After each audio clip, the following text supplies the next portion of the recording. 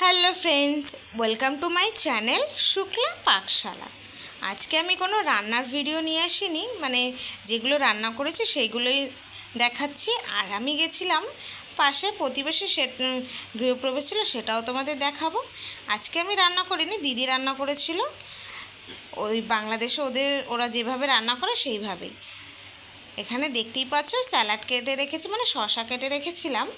আর এনেছিলাম প্যাকাল মাছ বাজার থেকে। প্যাকাল মাছ দিয়ে দিদি লাউ দিয়ে করেছে, কেমন লাগবে জানি না। আর করেছে দিদি চিচিঙ্গে ভেজেছে। আর আমি এটা করেছি ভোলা মাছ সর্ষে বাটা দিয়ে। দিদি বললো তুই কর ভোলা মাছটা। আর করেছে দিদি কি বলে মোচাটাও প্যাকাল মাছ দিয়ে করেছে। আর সবার শেষে তো চাটনি থাকবেই।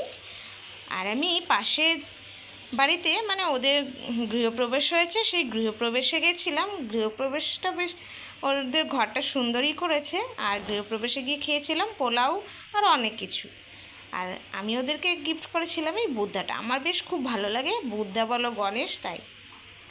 আর বিকেলের দিকে গেছিলাম, পুকুর শরীরটা ভালো ছিল না, পুকুকে নিয়ে ডাক্তারের কাছে গিয়ে তো সে ওর কি রাগ, ইঞ্জেকশন দিতে দেবে না পুকু। ফার্স্ট টাইম এরকম দেখলাম ওর রাগ। আর ওখান থেকে আসার সময় গিয়েছিলাম গড়িয়া স্টেশনের দিকে, একটু কেনাকাটি টুকটাক ছিল, কেনাকাটিটা করতে। আর পাড়াতে এসে মুদিখানার দোকান থেকে ওই দুলাল জেঠুর দোকান থেকে নিয়েছিলাম কিছু কেনাকাটি করে। ওই ধরো চকলেট, তারপরে প্রাণ লিচি, কোল্ড ড্রিঙ্কস। আর এটা দেখতে পাচ্ছ আমার দিদিভাই। আর এই হলো আমাদের ক্যামেরাম্যান পুচা, আমার হাজব্যান্ড। আর আমার কোলে ছিল আমার বাচ্চা, আমার পুকু বেবির শরীরটা ভালো না, বেশ ওর ব্যাগে কমফর্টেবল ছিল তাও।